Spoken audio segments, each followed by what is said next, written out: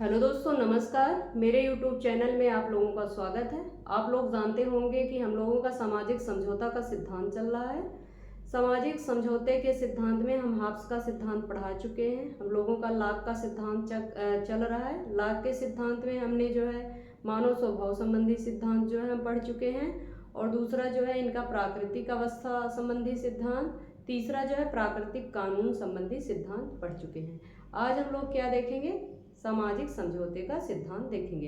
तो चलिए स्टार्ट करते हैं सामाजिक समझौते का सिद्धांत। हाँ, सामाजिक समझौते का सिद्धांत। सामाजिक समझौते का सिद्धांत किसका देखेंगे? लाक का देखेंगे। लाक ने जो है मानव स्वभाव संबंधी सिद्धांत क्या बताया है? तो प्लीज़ आप लोगों से मेरा अनुरोध है, अगर आप लोग पूरा वीडियो समझना चाहते हैं तो आप लोग जो है मानव संबंधी सिद्धांत, इनका जो प्राकृतिक अवस्था संबंधी प्राकृतिक कानून हमने विधिवत पढ़ाया है, तो आप लोग पिछला वीडियो ज़रूर देखिएगा, लेकिन थोड़ा थोड़ा जिक्र जो है हम यहाँ कर देते हैं। तो चलिए देखते हैं लाक ने मानव स्वभाव के बारे में क्या बताया था। मानव स्वभाव के बारे में लाक ने बताया कि जो है लाक ने कहा जो मानव का स्वभाव था, इन्होंने कहा कि मानव का जो स्वभाव था वह कैसा था?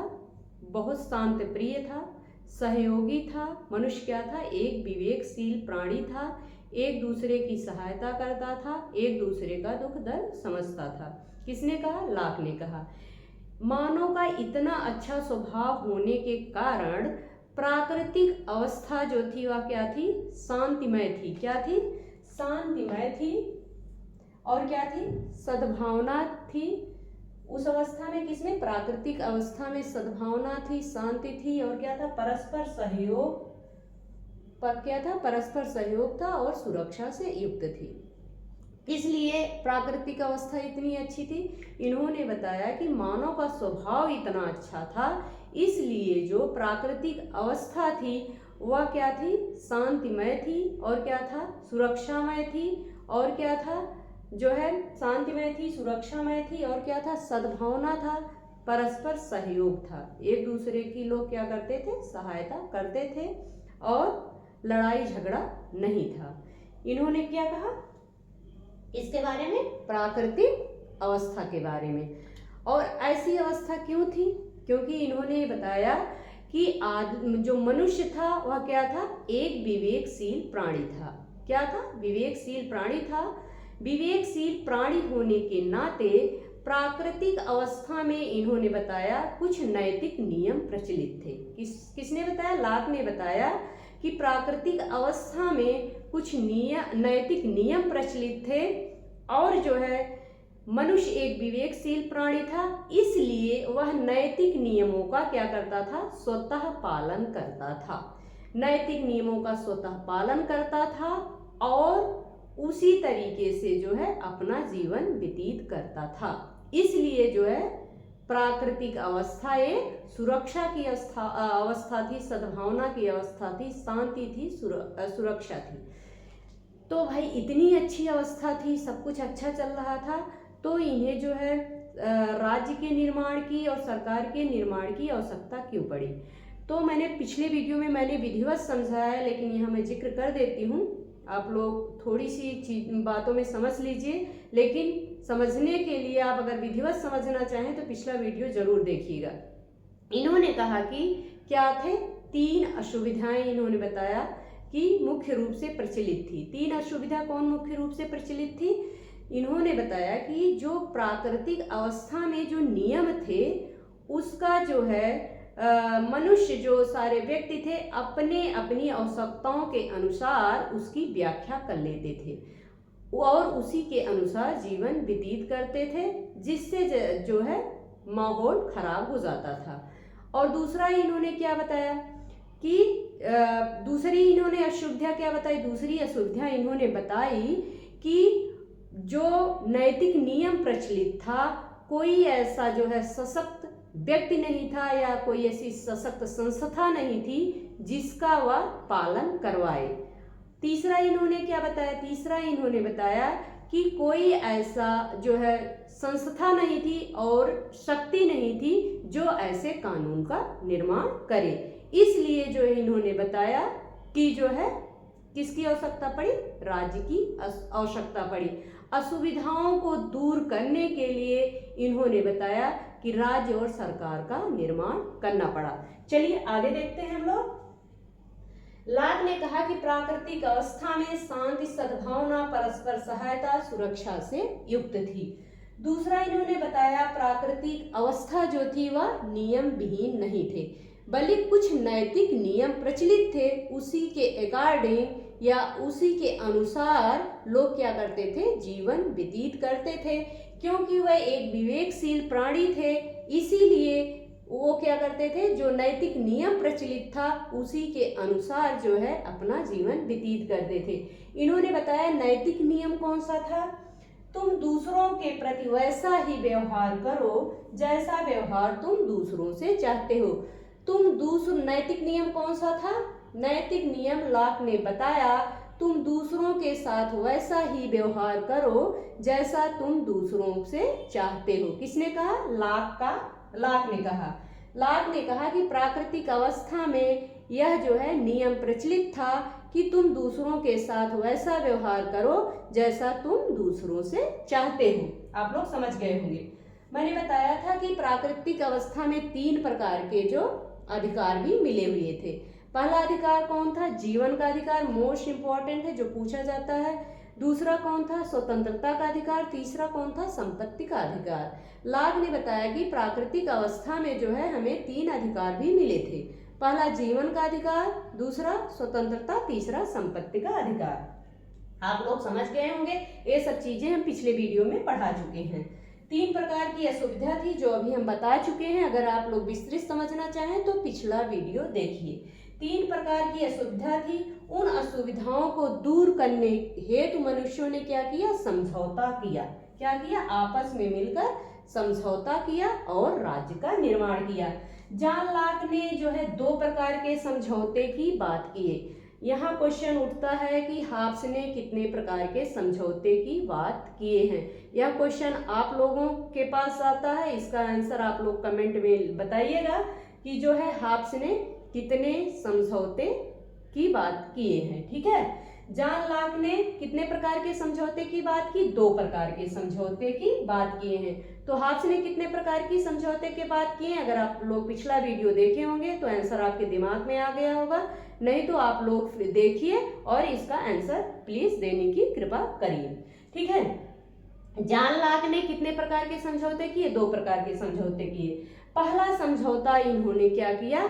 व्यक्तियों ने मिलकर किसका निर्माण किया? नागरिक समाज का निर्माण किया।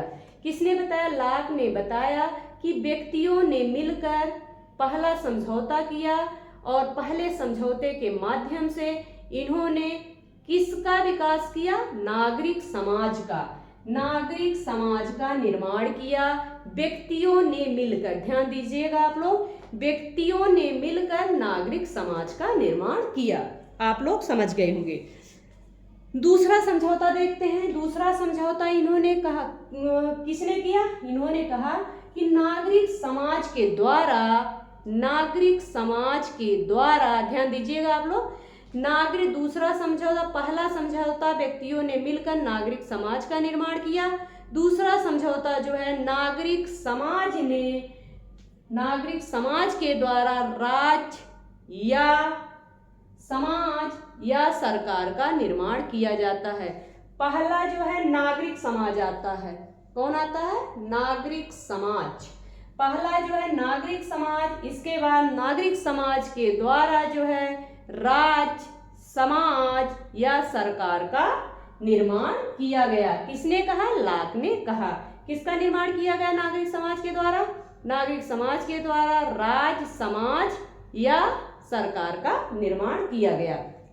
लेकिन दंड देने का जो अधिकार था वह किसे दिया गया? राज्य को दिया गया। नागरिक समाज को कोई अधिकार दंड देने को नहीं दिया गया। किसने नहीं दिया? लॉक ने नहीं दिया। अपने समझौते में उन्होंने कहा कि दंड देने का जो अधिकार था वह किसे था? राज्य को था। आप लोग समझ गए होंगे। और राज्य के लिए जो है लॉक ने कॉमनवेल्थ शब्द का प्रयोग किया है। कॉमनवेल्थ शब्द का प्रयोग राज्य के लिए किसने किया? लॉक ने किया है। तो हॉब्स ने जो है राज्य के लिए किस शब्द का प्रयोग किया है? पिछले वीडियो में हम पढ़ा चुके हैं। यह क्वेश्चन आप लोगों के पास आता है, इसका आंसर आप लोग दीजिएगा कि हॉब्स ने राज्य के लिए किस शब्द का प्रयोग किया? लॉक ने कॉमनवेल्थ शब्द का प्रयोग किया है। तो आप लोग यहाँ तक समझ गए होंगे। आगे बढ़ते हैं। इस प्रकार लॉक ने जो है दो समझौते की बात करके जो है पहले किसका निर्माण करते हैं? सामाजिक। इस प्रकार लॉक ने दो समझौते की बात की। पहला समझौता उन्होंने सामाजिक माना, दूसरा समझौता उन्होंने राजनीतिक माना। पहला समझौता क्या मानते हैं? सामाजिक मानते हैं। दूसरा समझौता राजनीतिक मानते हैं। किसने? लॉक ने। आगे देखते हैं। लॉक का जो सामाजिक समझौते का सिद्धांत है, समझिएगा आप लोग। लॉक का अगर आप लोग जो है सीरियल से वीडियो देखे होंगे तो ये चीज आप लोग आसानी से समझ में आ जाएगा।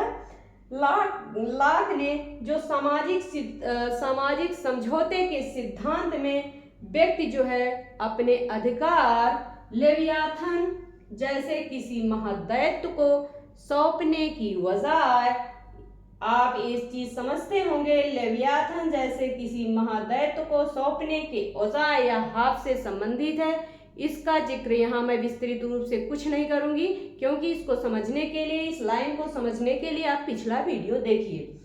सामाजिक समझौते के सिद्धांत में व्यक्ति अपने अधिकार लेवियाथन जैसे किसी महादैत्य को सौंपने की बजाय संपूर्ण समुदाय, ध्यान दीजिएगा, संपूर्ण समुदाय को क्या करता है? समर्पित करता है। लॉक के सिद्धांत में किसको जो है संपूर्ण अधिकार दिया जाता है? संपूर्ण समुदाय को। किसको? संपूर्ण समुदाय को समर्पित कर दिया जाता है। इस तरह जो है राज्य की प्रभुसत्ता, ध्यान दीजिएगा, इस तरह जो है राज्य की प्रभुसत्ता पूर्ण या असीम नहीं होती, बल्कि क्या होती है? शर्तों में बंधी होती है। इस तरीके से जो है राज्य की प्रभुसत्ता पूर्ण या असीम नहीं होती, बल्कि क्या होती है? शर्तों में बंधी होती है। किसने कहा? यह लॉक महोदय कह रहे हैं, इसमें हमारा कुछ नहीं है, लॉक का सिद्धांत है। आगे देखते हैं। लॉक ने कहा कि जो है लॉक के अनुसार जो सत्ताधारी शासक हैं मनुष्यों में हुए सामाजिक समझौते का ही एक अंग है। हॉब्स ने, आप पिछला वीडियो देखे होंगे, हॉब्स ने कहा कि जो शासक है वह समझौते का अंग नहीं है। लेकिन किसने कहा? हॉब्स ने कहा कि जो शासक है वह समझौते का अंग नहीं है, बल्कि लॉक क्या बोलते हैं? लॉक ने कहा जो सत्ताधारी शासक है, जो सत्ताधारी शासक है वह क्या है? समझौते का एक अंग है। आप लोग समझ गए होंगे। इसलिए लॉक कहते हैं कि अगर शासक अपने अधिकारों और प्राकृतिक नियमों का अतिक्रमण करता है तो जनता उसके प्रति विद्रोह कर सकती है। लेकिन हॉब्स ने यह अधिकार जनता को नहीं दिया है। किसको दिया है? असीम शक्ति का अधिकार उन्होंने किसको दिया है? शासक को। लेकिन लॉक ने कहा कि सत्ताधारी शासक क्या है? वह समझौते का अंग है। इसलिए लॉक कहता है कि अगर सरकार जो है अपने अधिकारों और प्राकृतिक नियमों का अतिक्रमण करती है तो जनता उसके प्रति विद्रोह कर सकती है। आप लोग समझ गए होंगे। आगे देखते हैं। लॉक का समाज जो है क्या है? दासता का पक्ष नहीं है, बल्कि स्वतंत्रता की घोषणा पत्र है। लॉक का जो समाज है वह दासता का पक्ष नहीं है, बल्कि क्या है? स्वतंत्रता का घोषणा पत्र है। आप लोग समझ गए होंगे। आगे चलते हैं। जॉन लॉक ने सरकार को सीमित रखने के लिए सरकार को कितने अंगों में विभाजित किया? 3 अंगों में विभाजित किया। लॉक ने जो है सरकार को सीमित रखने के लिए सरकार को 3 अंगों में विभाजित किया। पहला अंग कौन सा है? विधायिका। दूसरा अंग कार्यपालिका। तीसरा अंग कौन सा है? संघ निर्माण शक्ति। संघ निर्माण शक्ति। कौन सा तीसरा अंग? पहला अंग जो है विधायिका हो गया, दूसरा कार्यपालिका, तीसरा जो है संधि निर्माण शक्ति हो गई। लॉक ने जो है संप्रभुता शब्द का प्रयोग नहीं किया है। किस लिए नहीं किया है? राज्य की शक्ति को सीमित करने के लिए लॉक ने संप्रभुता शब्द का प्रयोग नहीं किया, बल्कि किस शब्द का प्रयोग किया है? सर्वोच्च शक्ति शब्द का प्रयोग किया है। तो यह रहा वीडियो, आप लोग समझ गए होंगे। अगर आप लोगों को समझ में ना आए तो प्लीज कमेंट करके बताइएगा, मैं दोबारा से पढ़ा दूंगी। तो प्लीज अगर आप लोगों को समझ में आता है तो मेरे लिए एक शेयर जरूर करिएगा। धन्यवाद।